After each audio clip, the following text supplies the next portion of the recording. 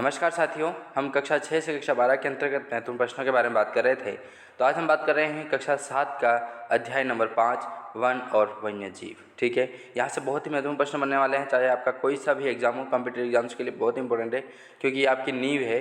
तो यहीं से क्वेश्चन उठता है, थोड़ा घुमाए फिराया जाता है, इनका लेवल बनाया जाता है, बाई क्वेश्चन यहीं से पुटअप होते हैं।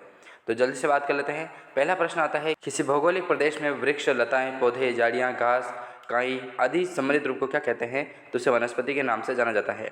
उष्णकटिबंधीय सदाबहार वन कहाँ पाए जाते हैं? तो भूमध्य रेखा के 10 डिग्री उत्तर में तथा 10 डिग्री दक्षिण में पाए जाते हैं उष्णकटिबंधीय सदाबहार वन। विश्व में सर्वाधिक जैव विविधता वाले वन कौन से हैं? तो वो हो जाएंगे सदाबहार वन। उष्णकटिबंधीय सदाबहार वनों में किस प्रकार के पेड़ पाए जाते हैं? तो कठोर लकड़ी वाले जो होते हैं, जैसे रोजवुड हो गया, आबनूस हो गया और महोगनी हो गया, ये जो है उष्णकटिबंधीय सदाबहार वनों में आते हैं। सेल्वा वन के क्षेत्र में पाए जाते हैं। तो सेल्वा वन जो है वो ब्राज़ील में पाए जाते हैं। पृथ्वी के फेफड़े किन्हें कहते हैं? तो ब्राज़ील में अमेज़न के जंगल जो हैं स्थानीय भाषा में सेल्वास कहा जाता है।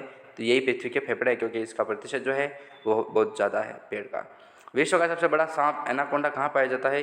तो ये पाया जाता है दक्षिण अमेरिका के अमेज़न जंगलों में एनाकोंडा सांप पाया जाता है, जो आदमी को पूरा निगल जाता है। पतझड़ वनों में कौन से वृक्ष पाए जाते हैं? तो पतझड़ में नीम, शीशम, महुआ, जामुन, साल तथा सागवान के जो पेड़ हैं वो पतझड़ के वनों में आते हैं।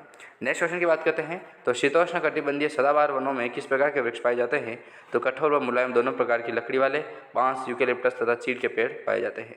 विश्व का फलोद्यान किसे कहा जाता है? तो भूमध्य सागरीय वन जो है उन्हें विश्व का फलोद्यान कहते हैं।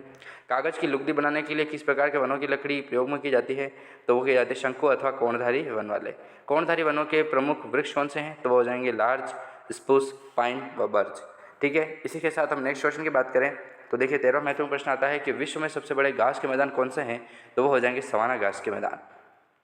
ब्राज़ील के उष्णकटिबंधीय घास के मैदान किस नाम से जानते हैं? तो कंपोज के नाम से जाना जाता है। वेनेजुएला में उष्णकटिबंधीय घास के मैदान किस नाम से जाने जाते हैं? तो उन्हें लानोस के नाम से जानते हैं। यूरोप के शीतोष्ण घास के मैदान किस नाम से जानते हैं? तो स्टेपी के नाम से जानते हैं यूरोप के शीतोष्ण घास को। उत्तरी अमेरिका में शीतोष्ण घास के मैदान किस प्रकार से जाने जाते हैं? तो उन्हें प्रेयरी के नाम से जानते हैं। अर्जेंटीना में शीतोष्ण घास के मैदान किस नाम से जाने जाते हैं? पंपास या कंपास के नाम से जानते हैं। दक्षिण अफ्रीका में शीतोष्ण घास के मैदान किस नाम से जानते हैं? तो वेल्ड के नाम से जाना जाता है।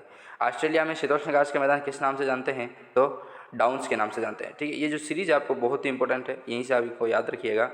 कौन सी वनस्पति के पौधों की पत्तियाँ छोटे, लंबे, वृक्ष कंटीले व जड़ें गहरी होती है? तो वो होती मरुस्थलीय वन होगी। तो हम इन सब वनों के बारे में भी विस्तृत तरीके से बात करेंगे। तो अभी तक यहीं समाप्त करते हैं, मिलता है नेक्स्ट वीडियो में दोस्तों। तब तक के लिए जय हिंद, जय भारत।